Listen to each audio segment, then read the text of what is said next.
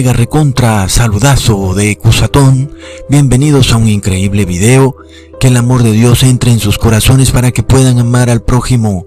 Bueno amigos, este video va a estar excelente porque les voy a probar de una manera muy distinta por qué no deben guardar ningún festival ni ninguna tradición supuestamente cristiana, ni Navidad, ni nada, ni tampoco reposar en días distintos a los que ya están especificados en la Biblia. Y vamos a probar muchas cosas en este video, amigos, que los van a dejar con la boca abierta. Como ustedes saben, en cuanto a lo que tiene que ver con la Biblia, todos sabemos que hay un Viejo Testamento y hay un Nuevo Testamento, es decir, un Nuevo Pacto y un Viejo Pacto. Pero como siempre, las iglesias cristianas no tienen ni idea de qué es lo que eso significa exactamente. Y siempre te están diciendo que el nuevo pacto abolió el viejo pacto. Y algunos dicen que es que estamos ahora en el pacto de la fe y no en el pacto de la ley. Otros dicen que el nuevo pacto es el pacto de la salvación por la gracia, que por tal motivo ya no es necesario obedecer los mandamientos de Dios y sus estatutos y decretos. Sin embargo, les voy a explicar algo que jamás han escuchado en las iglesias cristianas. Sea cual sea tu denominación, en la que sea que te encuentres, yo te garantizo que jamás habías escuchado lo que te voy a explicar en este video. Y es que si hay algo que deberíamos tener supremamente claro, es el significado del viejo pacto y el nuevo pacto. Pero imagínense amigos, la mayoría de las personas no tienen ni idea. Ahora, recordemos que cuando una persona tiene un contrato con alguien, establecen un contrato, lo firman, y de ahí para adelante, después de firmado el contrato, nadie puede anularlo, ninguna de las partes, para lo cual cada persona revisa muy bien qué es lo que firma cuando firma un contrato. Lee bien cada cláusula, no vaya a ser de que se equivoque y entonces le impongan la penalidad que está en el contrato, o la otra parte anule el contrato, y eso es peor aún. Entonces, cuando establecemos un contrato con alguien, establecemos una serie de condiciones, por lo cual, entonces es muy delicado cuando tú violas las condiciones establecidas en un contrato, ¿verdad? Sobre todo porque nada más pensemos en la vida real, ¿qué pasa cuando alguien viola las cláusulas de un contrato? La otra persona te puede llevar a la justicia, te puede llevar ante el juez y puede probarle al juez que tú violaste un contrato legal y por tanto el juez te puede imponer una penalidad porque tú te vinculaste a un contrato y estabas obligado a cumplir ese contrato. Por lo cual, amigos, todos nosotros somos preparados para cumplir los contratos que firmamos, porque cuando nosotros establecemos un contrato y no lo cumplimos, la justicia humana nos condena, porque hemos violado las cláusulas del contrato que habíamos establecido con otro hombre. Ponte a pensar, si el ser humano, que es muy injusto, entiende perfectamente el significado de lo que es violar un contrato, ¿acaso entonces Dios, que es justo, no debe más bien actuar justamente cuando alguien viola un contrato que establece con él? Yo pienso que sí. ¿Tú qué opinas? Porque no podemos pensar que ahora Dios es menos justo que el hombre. Si el hombre, que es injusto, encuentra que es justo condenar a una persona que viola un contrato, entonces mucho más Dios, que es justo, tiene todo el derecho de anular un contrato si la persona no está cumpliendo su parte del contrato. Ahora amigos, nosotros entonces recordamos que la nación de Israel estableció lo que llamamos un viejo pacto con Dios. Y ese viejo pacto tenía unas cláusulas. Como cualquier contrato humano, ese contrato tenía una serie de cláusulas, de condiciones. De la misma manera, como nosotros entramos en un contrato o pacto con otra persona para obtener algo a cambio, generalmente hacemos un contrato para obtener de pronto un carro o un crédito, pero resulta que para nosotros poder obtener algo, terminamos siendo esclavizados, es decir que tenemos que pagar cuotas durante largo tiempo para poder obtener lo que nos corresponde por ese pacto, sea un vehículo, o sea un crédito, o sea una casa, en fin. Sin embargo, cuando establecemos un pacto con Dios, ese pacto con Dios no nos esclaviza, antes por el contrario, nos libera.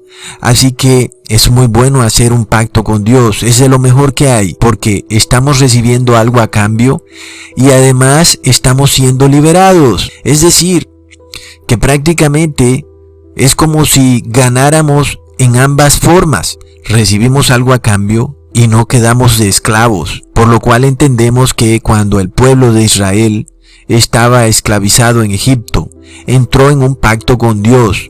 ¿Y qué sucedió?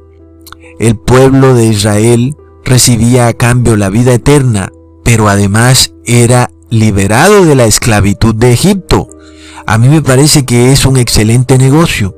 Pero por supuesto, amigos, que la condición era que la nación de Israel debía obedecer las cláusulas de ese pacto. Es lo lógico, porque si no, entonces debía volver a la esclavitud en la que estaba antes de firmar el pacto con Dios. Por lo cual, como por supuesto así sucedió, la nación de Israel anuló el pacto que hizo con Dios y por eso fue de nuevo conquistada y subyugada y esclavizada. Y le sobrevino una tremenda maldición. Por esto se declara en Jeremías capítulo 11, versículo 3. Maldito sea el que no obedezca las palabras de este pacto. La nación de Israel firmó y selló un pacto con Dios. Leamos en Éxodo 19, cuando Dios empieza a establecer un pacto con la nación de Israel. Ahora pues, si diereis oído a mi voz y guardaréis mi pacto, vosotros seréis mi especial tesoro sobre todos los pueblos, porque mía es toda la tierra. Entonces, luego vienen las condiciones de Dios, sus estatutos, sus leyes, sus decretos, esbozadas, descritas en Éxodo 20, los 10 mandamientos, luego en Éxodo 21 y luego en Éxodo 23.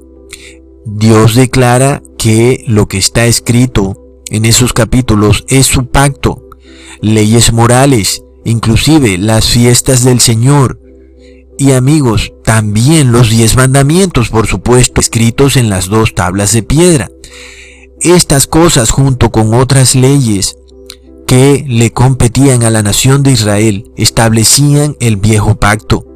Luego Moisés escribió todas estas leyes en un contrato, en un pacto. Y leemos en Éxodo 24, versículo 4. Y Moisés puso por escrito todas las palabras del Señor. Y luego que sigue, el pacto es sellado con sangre. Ojo, con sangre. Y leemos en el versículo 6. Moisés tomó la mitad de la sangre y la puso en tazones y la otra mitad de la sangre la esparció sobre el altar. Tomó entonces el libro del pacto y lo leyó ante todo el pueblo y ellos dijeron: acataremos todas las cosas que el Señor ha dicho y las obedeceremos. Luego Moisés tomó la sangre y la roció sobre el pueblo mientras decía: esta es la sangre de la alianza que el Señor hace con ustedes al darle todas estas cosas.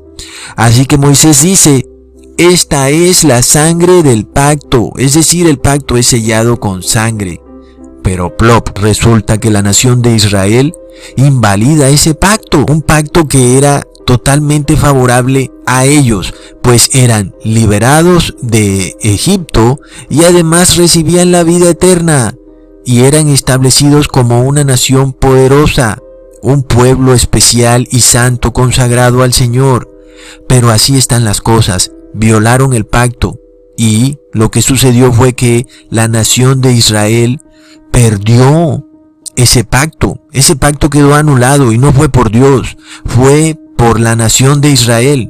Es por esto que no podemos de nuevo volver a la nación de Israel a establecer un pacto con Israel como nación, porque Israel, la nación de Israel, violó ese pacto. Pero amigos, volviendo al tema, recordemos entonces que Jesús también sella un nuevo pacto en Lucas capítulo 22, versículo 20. De igual manera, después de que hubo cenado, tomó la copa diciendo: esta es la copa de la nueva alianza en mi sangre, que por vosotros se derrama. Sin embargo, ¿dónde está lo que contiene ese nuevo pacto que ahora Jesús ha sellado con su sangre? Es decir, este nuevo pacto está regido por qué cláusulas, por cuáles leyes. Y si hay leyes y cláusulas, estatutos y decretos, ¿dónde se escribieron? Para nosotros poder saber, pues es muy importante. No vaya a ser que nosotros también cometamos el mismo error que cometió la nación de Israel. Por lo cual tenemos que buscar en qué libro están descritos estos estatutos y decretos, amigos.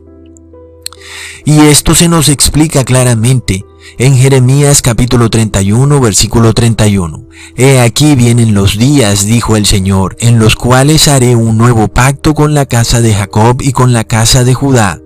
Así que Dios ya nos está profetizando que va a haber un nuevo pacto, un pacto diferente. Bueno, leamos en el versículo 32.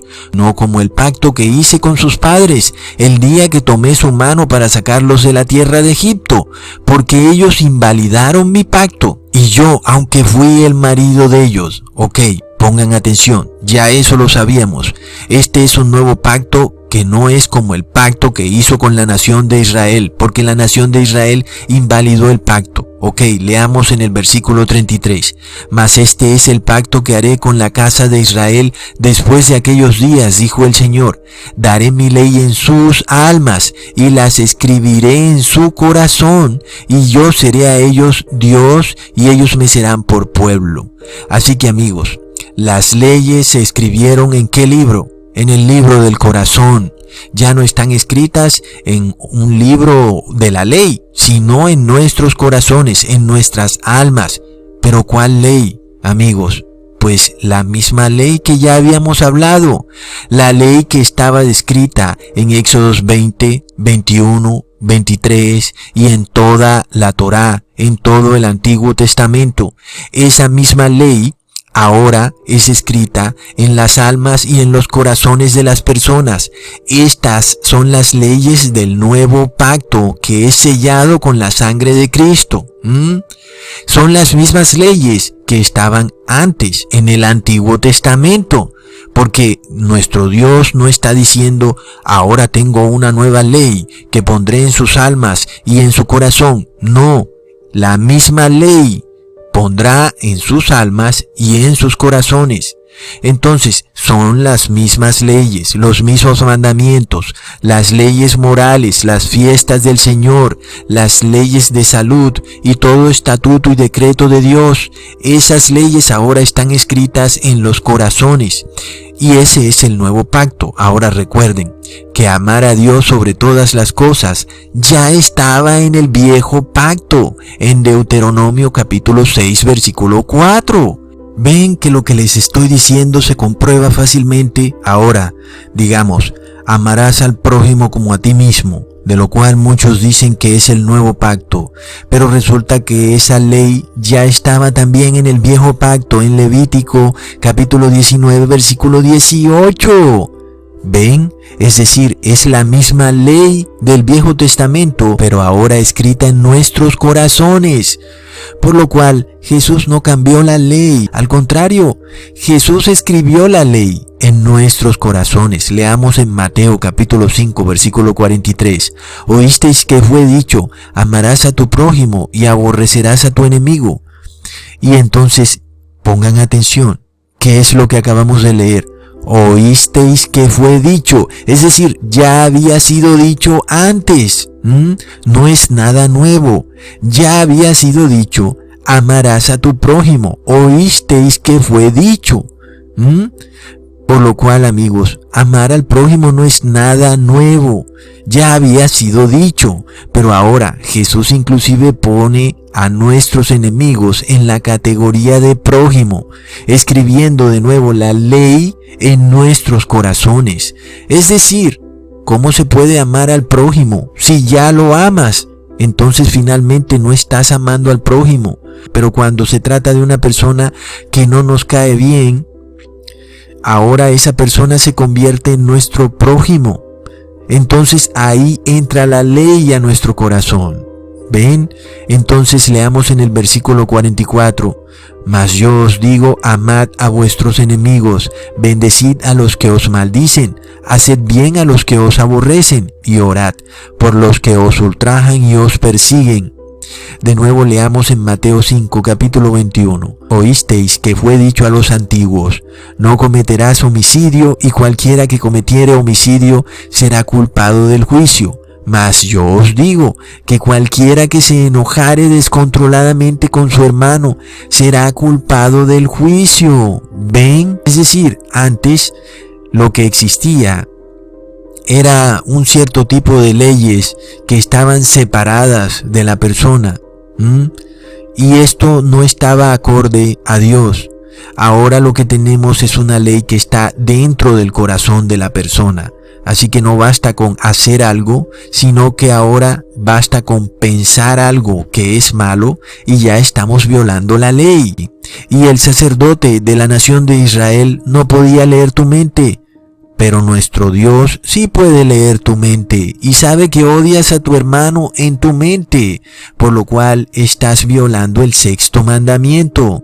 Y si violas un punto de la ley, los violas todos. Así que amigos, lo mismo sucede con el cuarto mandamiento, donde dice que debemos reposar en sábado. Por supuesto que tiene que ser parte del nuevo pacto. Leamos en Mateo capítulo 24, versículo 20. Orad pues, que vuestra huida no sea en invierno ni en sábado. Es decir, que ya no basta con obedecer un día de reposo, sino que lo debemos tener tan metido en nuestro corazón que aún si existe un problema terrible donde somos perseguidos, debemos orar para no violar el día de reposo, inclusive si somos perseguidos. Es de esa manera como la ley tiene que estar incrustada en nuestro corazón, de una manera tan increíble que aún tenemos que orar para que por culpa de otra persona no violemos la ley. Entonces, amigos, claramente que Jesús está hablando de los tiempos finales, por lo que por supuesto que el día de reposo estaría válido hasta el fin de los tiempos, e inclusive por toda la eternidad. Pero por el ánimo de la discusión, les voy a probar que el día de reposo jamás pudo haber sido cambiado. Amigos, pongan atención. Es obvio que todas las leyes del Antiguo Testamento fueron ahora reconfirmadas y escritas en nuestros corazones en el Nuevo Testamento. Entonces, ¿a quién se le puede ocurrir decir que el diezmo fue abolido? Plop. Tremendísimo error. El diezmo, por supuesto, tiene que seguir siendo válido, así como las ofrendas. Esta ley debe estar en nuestros corazones. Leamos en Mateo capítulo 5, versículo 23. Por tanto, si trajeres tu presente al altar y allí te acordares que tu hermano tiene algo contra ti, deja allí tu presente delante del altar y ve y vuelve primero en amistad con tu hermano. Entonces ven y ofrece tu presente. Inclusive, amigos, de nada sirve que andes dando diezmo y que andes ofreciendo presentes a la iglesia si estás violando la ley. Así que nuestro Señor Jesús mezcló dos cosas que están en tu corazón, tanto el dar el presente a Dios como el obedecer la ley de amar al prójimo. Es decir, de no odiar al prójimo. Ese es el sexto mandamiento. Por lo cual, amigos, vemos que el diezmo por supuesto que tiene que estar válido aún en el nuevo pacto. Miremos cómo nuestro Señor Jesús magistralmente combina el segundo mandamiento con el diezmo cuando muestra lo que donó una mujer viuda, cuando le preguntan sobre la imagen en un denario. Leamos en Lucas capítulo 20 versículo 24. Mostradme un denario. ¿De quién tiene la imagen y la inscripción? Y respondiendo le dijeron, de César. Entonces les dijo, pues dad a César lo que es de César, y a Dios lo que es de Dios. Amigos, el segundo mandamiento que dice, no te harás imágenes. Es pecado, por lo cual, aunque el pueblo judío no se hacía imágenes físicas, sí se hacía imágenes espirituales porque eran avaros, les gustaba el dinerillo. Así que Jesús escribió en sus corazones el segundo mandamiento y el diezmo al mismo tiempo, pues al parecer no se hacían imágenes, pero sí tenían la imagen espiritual de que les gustaba el dinero, por lo cual la imagen del César se hacía pecado en sus corazones. Amigos, así que amigos, no es que, yo cumplo el segundo mandamiento, yo no me hago imágenes, pero vemos que no diezmas, entonces si te haces imágenes, estás violando el segundo mandamiento, porque la imagen puede hacerse también a la manera espiritual. Lo mismo ocurre con el cuarto mandamiento. Tú puede que no te estés haciendo una imagen, pero resulta que al no reposar en sábado, sino que reposas en domingo, que es el día del sol, en tu corazón te estás haciendo una imagen al sol, aunque físicamente tú no adores al sol. Cuando reposas en domingo, espiritualmente te haces una imagen al sol y lo idolatras. Así que vemos, amigos, que en el nuevo pacto la cosa es mucho más tremenda. Las leyes ahora están escritas en nuestros corazones, porque nadie puede engañar a Dios. Y ya sabemos cómo es el ser humano. Anda por ahí empolvadillo y se ve como si fuera un muñequito vestido de blanco. Y vemos que pareciera santito. ¿Y qué pasa? Que su corazón es negro, amigos, negro. Por tanto, en el nuevo pacto hay que obedecer toda ley, estatuto y decreto, y esto quedó cobijado en el nuevo pacto. Y aún Jesús dijo muy clarito, solo un nuevo mandamiento os doy, ¿ok? Es decir que Jesús solamente agrega un mandamiento más a la ley, y es amar al prójimo como Jesús nos amó. Aquí está la diferencia, que ahora hay que amar al prójimo como Jesús nos amó, algo que nunca antes nadie había visto. Es decir, que el mismo Dios, Jesús, el Hijo de Dios, bajó a la tierra y les mostró, es decir, nos enseñó a todos los seres humanos cuál es el verdadero amor. Jesús mostró un amor que sobrepasa todo, y este es un nuevo mandamiento de la nueva alianza: amar al prójimo como Jesús amó a todo el mundo. Por lo cual, tú no estás en la nueva alianza por andar comiendo, ni bebiendo, ni jugo, ni comiendo pan, ni cordero. Plop. No, tú estás en la nueva alianza porque tienes fe en Dios, y por esto cumples con los estatutos y decretos del nuevo pacto. Esas son las cláusulas por las cuales se rige la nueva alianza. Y si no cumples esas cláusulas, estás fuera de la nueva alianza. Pero un momento, vamos por partes para que no se confundan. La nación de Israel ya no hace parte de la nueva alianza, es decir, como nación, mas como individuos, cualquier persona hebrea, particularmente como individuo, por supuesto que está invitado a ser parte de la nueva alianza, pero como nación ya no pueden, porque violaron el primer pacto, lo invalidaron y fue anulado, no por Dios, sino por ellos mismos, lo cual quedó confirmado cuando Dios dijo en Jeremías capítulo 31 versículo 29, en aquellos días no dirán más, los padres comieron las uvas agrias y los dientes de los hijos tienen la dentera, sino que cada cual morirá por su pecado. Los dientes de todo hombre que comiere las uvas agrias tendrán la dentera. Así que ahora es asunto de cada quien, no porque yo me vaya y saque el pasaporte hebreo y ahora ande enrollado en la bandera de Israel, ahora yo me haré salvo y estaré en el nuevo pacto. No, señor, ahora el nuevo pacto es individual, ya no es de una nación. Aún, y si todos los profetas fueron de la nación de Israel, el pacto fue invalidado con la nación de Israel. Por lo cual, amigos, ahora el pacto es individual. tú con Jesús estableces el nuevo pacto, la nueva alianza. Este pacto es individual de cada ser humano, ¿ok? De esta forma entiendes muy claro lo siguiente, pon atención. Todo rito de la ley levítica o de la ley que está en la Torá, sea en Éxodos del 21 al 23, o en Deuteronomio, o en Números, o en Levítico, en fin, todo rito que involucre a la nación hebrea ya no se lleva a cabo a la manera hebrea, porque esta nación anuló el pacto, y eso no es mi culpa. Ellos fueron los que lo violaron, y yo, como acabé de leer, no puedo recibir la dentera de los padres. Ellos comieron las uvas agrias y ellos llevan su propia dentera.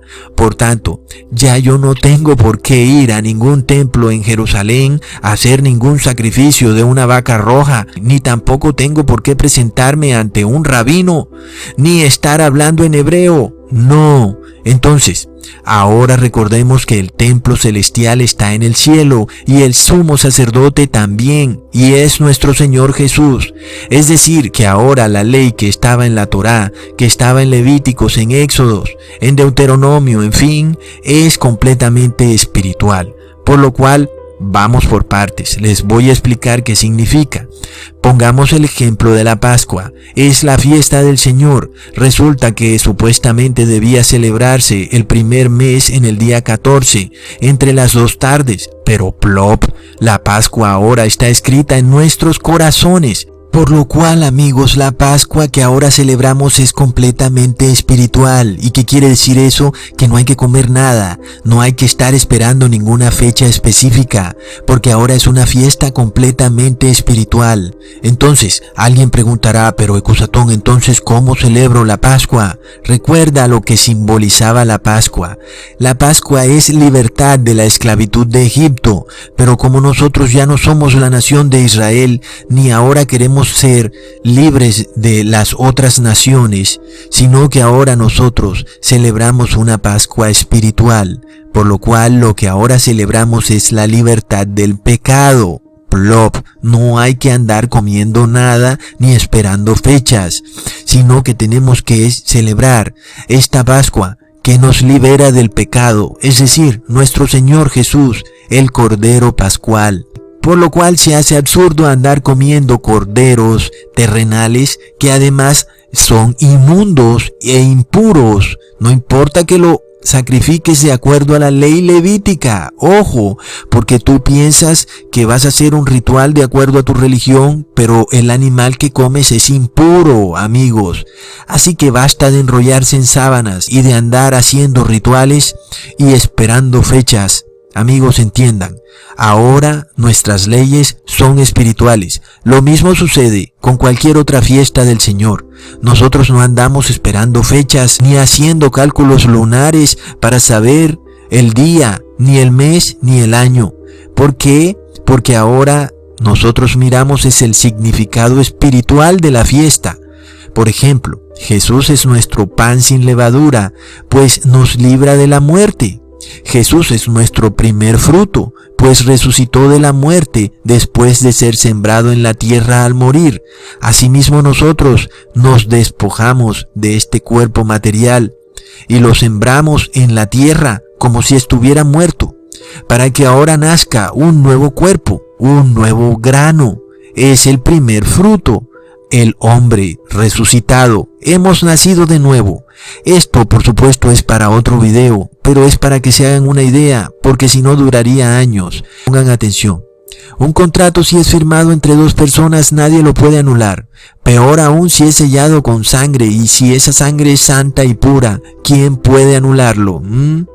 Por lo tanto, el apóstol nos dice en Gálatas 3, capítulo 15, hermanos, hablo como hombre, aunque un pacto sea de hombre, una vez ratificado nadie lo cancela ni le añade. Así que amigos, pongan atención. Después de que Jesús sella este pacto con su sangre en el Calvario, nadie puede añadirle nada. Ponga atención. Es decir, que si aún los apóstoles se les hubiera dado por reposar en domingo, porque según ellos el domingo ahora fue santificado ya que Jesús resucitó en domingo. Eso no les sería posible porque el contrato ya había sido firmado y sellado con la sangre de Jesús cuando murió en el Calvario. ¿Entiendes? Una vez muerto Jesús, el contrato o el nuevo pacto había quedado ratificado ya con sus cláusulas. Entonces nadie podía ahora agregarle nuevas cláusulas, cancelarlo o cambiarle otras cláusulas. No, es decir que ahora los apóstoles ni ningún supuesto padre de la nueva iglesia cristiana tiene derecho a incluir nuevas tradiciones o cambiar leyes o imponer nuevos ritos, nuevas fiestas, nuevos festivales, como la Navidad, fiesta de Reyes, en fin. No se puede porque lo que quedó sellado en el nuevo pacto ya quedó. Nadie puede incluirle nada, porque nadie celebra un contrato para después anularlo. Si tú celebras un contrato es para que sea válido. Por lo cual ninguna nueva ley ni tradición puede ser agregada o añadida a este nuevo pacto. Entonces, aquellas iglesias cristianas que andan diciendo que las nuevas tradiciones son válidas, eso es totalmente falso. Es como si escribieras nuevas cláusulas en un crédito bancario, en el contrato de arrendamiento de tu casa, sin el permiso de la otra persona. De repente el dueño de la casa te va a decir: eso no fue lo que nosotros firmamos, amigo. Esas nuevas cláusulas no son válidas, porque el contrato, una vez firmado, nadie puede añadirle nada. Nadie puede decir entonces que ahora reposamos en domingo, porque Cristo resucitó en domingo, porque resulta que cuando Cristo resucitó ya estaba sellado el nuevo pacto. Ya no se le podía agregar nada, amigos. Y por si fuera poco, el sellamiento ocurrió con la sangre purísima y santísima de Cristo. Y recordemos que aquel que desecha las cláusulas de este nuevo pacto es como si estuviera declarando que la sangre de Jesús ni es pura ni es santa. Recontra mega plop. Por lo cual lamento informarles, amigos, que las iglesias cristianas y mesiánicas le andan añadiendo nuevas cláusulas al nuevo pacto, algo que es totalmente ilegal hasta en términos humanos. Pero además también andan declarando que la sangre de Jesús no selló el nuevo pacto y que aún está abierto a nuevos cambios. Eso es muy erróneo. No se le pueden agregar nuevas tradiciones al nuevo pacto. Peor aún, amigos, aquellos que continúan celebrando ritos y fiestas que estaban en el viejo pacto, esos andan viviendo en un pacto que fue anulado hace 2000 años en el Calvario. Es increíble. Así que si tú estás esperando el mes de Aviv, el día 14, para comerte un cordero pascual, estás bajo un viejo pacto que fue anulado. Ese cordero que tú te comes ya no te puede liberar de nada, porque es un pacto que fue anulado. Pero alguien dirá: Ecusatón, pero entonces la última cena sí debemos celebrarla, porque fue sellada en el nuevo pacto, comer el pan y beber el vino. Plop. Jesús no celebró una cena, Jesús celebró la Pascua. Es clarísimo, amigos. Leamos en Mateo capítulo 26 versículo 17. Y el primer día de la fiesta de los panes sin levadura, vinieron los discípulos a Jesús diciéndole: ¿dónde quieres que aderecemos para ti para comer la Pascua? Está demasiado claro. Entonces alguien dirá: pero te das cuenta, Ecusatón, mira que sí tenemos que celebrar la fiesta de la Pascua. Pero de nuevo repito, sí la debemos celebrar, pero no en la manera en que tenía que ver con la nación hebrea. Es decir, comiendo un cordero físicamente, porque eso estaba ligado a la nación hebrea. Ahora, nuestro cordero es Jesucristo, y Él está ligado al mundo entero, no a la nación hebrea. La primera fiesta de la Pascua liberaba a la nación hebrea de la esclavitud de Egipto y de otras naciones. Pero ahora, nuestra fiesta de la Pascua espiritual nos libera del pecado a todo el que así lo quiera. Por lo cual, alguien puede decir: ¿te das cuenta, Ecusatón? Entonces tú mismo das prueba de que el diezmo ya no es válido, porque el diezmo se le daba a los sacerdotes levitas de la nación hebrea. Pero de nuevo, amigos, el diezmo que tenemos hoy en día es espiritual. quiere decir que debemos darlo, pero no a los de la nación hebrea. De nuevo, esto fue corroborado por Jesús cuando designó a apóstoles que no eran descendientes de los levitas y los envió para que fueran de casa en casa sin dinero. Leamos en Lucas capítulo 9 versículo 3. Y les dice: no toméis nada para el camino, ni báculo, ni alforja, ni pan, ni dinero, ni tengáis 2 vestidos, y en cualquier casa en que entréis, quedad allí y de allí salid. Ahora, el sustento para los apóstoles debía entonces ser provisto ¿por quién? Por aquellos que los recibían en sus casas. De la misma manera, el sustento para los levitas debía ser provisto por la nación de Israel. Pero ahora el sustento para los apóstoles debe ser provisto por la iglesia de Cristo, por el mundo. Por tanto, amigos, no se dejen engañar. En el viejo pacto se obedecía la ley por obligación, porque el que no la obedeciera era apedreado. En el nuevo pacto la ley se obedece por fe. Por esto declara el apóstol Pablo en Gálatas capítulo 3 versículo 2: esto solo quiero saber de vosotros, ¿recibisteis el Espíritu por las obras de la ley o por el oído obediente de la fe? Por tanto, en el nuevo pacto, nadie puede obedecer la ley si no recibe primero a Jesucristo en su corazón.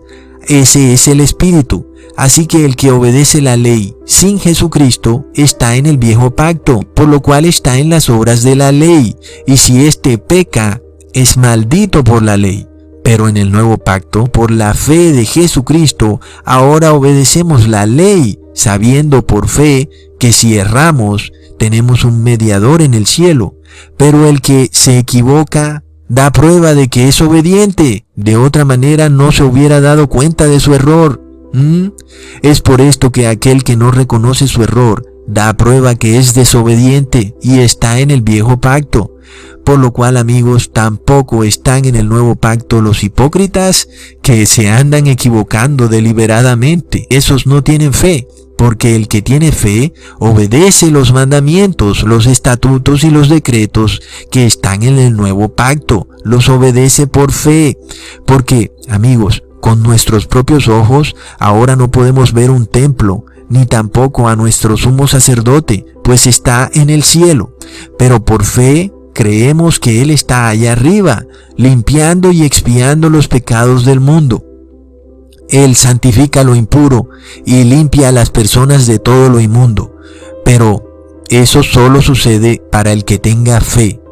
Entonces, ese que tiene fe debe correr a santificarse y a limpiarse de toda impureza, porque de otra manera no tendría fe. Pero peor aún, el que busca que otro lo limpie, o el que busca limpiarse por sí mismo, o a través de alimentos, ese no tiene fe, amigos, porque nadie en el mundo, ni nada en el mundo, nos puede limpiar de nuestros pecados, solamente Jesucristo. Por lo cual, amigos, el mundo cristiano y mesiánico se llena la boca diciendo que están ahora en el pacto de la fe, pero probamos que mienten, no están en el nuevo pacto y tampoco tienen fe, porque anulan las cláusulas del nuevo pacto, probando que no tienen fe, y están abusando de un buen pacto, un pacto mejorado, el cual ahora está regido por un mediador. Es decir, que si nos equivocamos, ese pacto no queda anulado de inmediato, sino que nuestro Señor Jesús media ante el Padre por cualquier errorcillo que cometamos. Por lo cual, amigos, este sí que es un buen pacto. Entendemos otra diferencia entre el viejo pacto y el nuevo pacto. En el viejo pacto no había mediador, es decir que la cuestión era difícil. El mediador era el sumo sacerdote de la orden de Aarón. ¿Y qué sucede, amigos? Que todo humano es pecador. Ese es un problema grande que había en el viejo pacto. Por lo cual, en el nuevo pacto sí tenemos un verdadero sumo sacerdote que sí puede mediar con Dios por nosotros. Así que nosotros tengamos esa fe, por lo cual podemos obedecer este pacto con toda tranquilidad, sabiendo que este es un mejor pacto, un pacto perfecto, amigos, en el que la única manera de que este pacto no se cumpla es inevitablemente por nuestra propia culpa, porque no tenemos fe.